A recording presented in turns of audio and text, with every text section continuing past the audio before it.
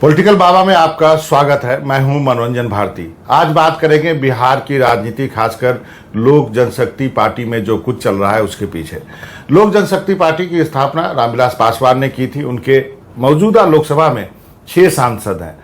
अब जो है 6 में से 5 सांसद जो है वो उन्होंने चिराग पासवान के खिलाफ बगावत कर दी है और एक अलग गुट के रूप में उनको मान्यता दे दी गई है। यानी आप कह सकते हैं कि चिराग पासवान अपने ही पिता के पार्टी में अब अकेले हो गए हैं।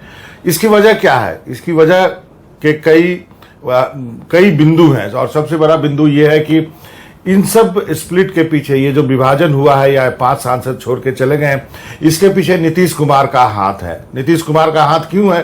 क्योंकि नीतीश कुमार वैसे नेता है जो अपनी पीछे कई बातों को भूलते नहीं है। उनके बारे में कहा जाता है वो किसी को राजनीति में माफ नहीं करते हैं। यही वजह है कि जब बिहार का चुनाव हो रहा था और जब चिराग पासवान की लोक जनशक्ति पार्टी अकेले लड़ी थी और लगातार जनता दल यूनाइटेड पे उनका हमला हो रहा था, खासकर नीतीश कुमार को वो निशाना बनाए हुए थे और उसकी वजह से ऐसा माना जा रहा है कि जेडीयू की करीब 20 सीटें वहाँ के विधानसभा में कम हो गई और यही बात नीतीश कुमार को लगातार खटक रही थी और नीतीश कुमार अपने बारी का इंतजार कर रहे थे और काफ़ी मशक्कत करने के बाद आखिरकार उन्होंने लोक जनशक्ति पार्टी के 6 में से 5 सांसदों को राजी कर लिया कि वो उनसे अलग हो जाए। अब कौन कौन है इस 5 सांसद में? इन 5 सांसद में चिराग पासवान के चाचा हैं पशुपतिनाथ पारस, जो कि लंबे समय तक बिहार में विधायक रहे हैं।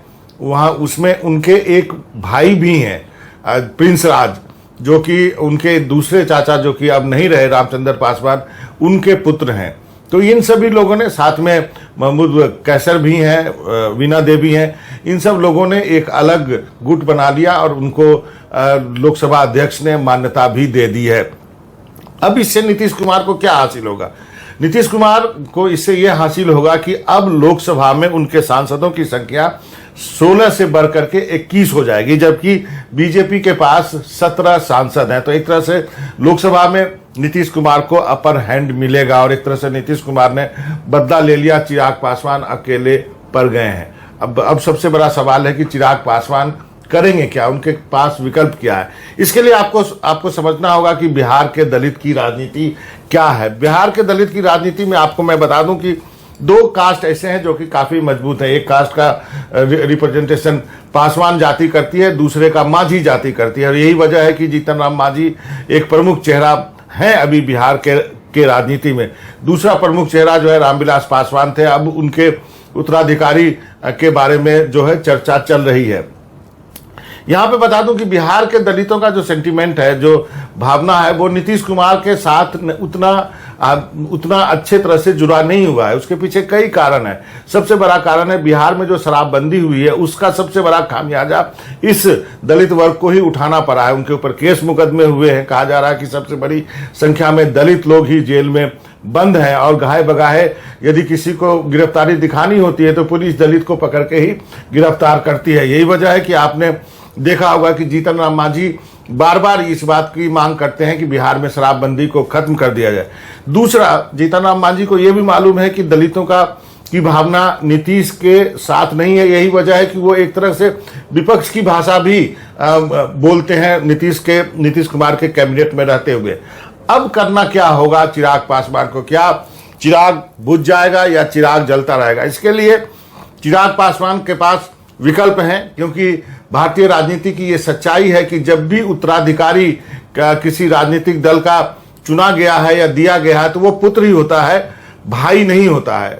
मैं इसलिए ये बात कर रहा हूं कि कुछ साल पहले समाजवादी पार्टी में भी इसी तरह का एक विद्रोह हुआ था और उस वक्त शिवपाल यादव ने भी इसी तरह की कोशिश की थी, लेकिन आखिरकार अखिलेश यादव जो है विजेता बन के उभरे और अभी पार्टी अखिलेश यादव के पास है। हालांकि आप यहाँ पे बिहार में अभी चिराग पासवान के बारे में आप कह सकते हैं कि वो थोड़े कमजोर दिख रहे हैं, लेकिन चिराग पासवान के पास विकल्प है। उनके पास उम्र है, उनके पास पासवान सरनेम है, उनके पास एक जो है नई जमीन तलाशने के लिए काफी समय है। और लेकिन इसके लिए चिराग पासवान को मेहनत करनी पड़ेगी। उनको बिहार जाना पड़ेगा। दिल्ली के जो कंफर्ट जोन में जो रहते हैं वहां से उनको निकलना पड़ेगा, सड़कों पे घूमना पड़ेगा, लोगों को मोबिलाइज करना पड़ेगा।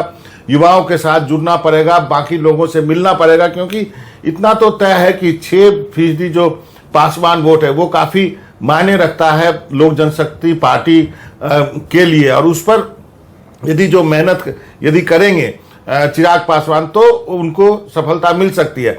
अब आप देखिए कितनी मतलब विडंबना है, जो रामविलास पासवान जिस पर काफी परिवारवाद का आरोप लगा कि सारा जिंदगी उन्होंने अपने भाइयों के लिए ही काम किया, 2-2, 3-3 भाई उनके जीतते थे, भाई नहीं रहा तो भतीजा जीतता था, उन्हीं में से उनका भाई पशुपतिनाथ पारस जो इस बार सांसद बने हैं, उन्होंने चिराग पासवान को अपने घर के अंदर नहीं घुसने दिया। चिराग पासवान उनके गेट पे इंतजार कर रहे थे, लेकिन उनका दरवाजा उन्होंने नहीं खोला। तो राजनीति पता नहीं क्या क्या दिखाती है। और पहली बार पशुपतिनाथ पारस जो है वो लोकसभा में चुन के आए, अभी तक बिहार विधानसभा में रहते थे। तो क्या पासवान वोट बैंक पर किसका कब्जा होगा, इसमें दो राय नहीं है, मेरी खासकर दो राय नहीं है, क्योंकि मैं इस परिवार के राजनीति को जानता हूं। क्योंकि रामविलास पासवान का जो फैमिली है वो मेरे गांव के बगल की फैमिली है, और पशुपतिनाथ पारस जो है हमारे एमएलए होते थे अलौली विधानसभा क्षेत्र से, करीब 6-7 बार से ज्यादा टाइम वो एमएलए रहे। तो मैं इनकी राजनीति को जानता हूं। ये बड़ी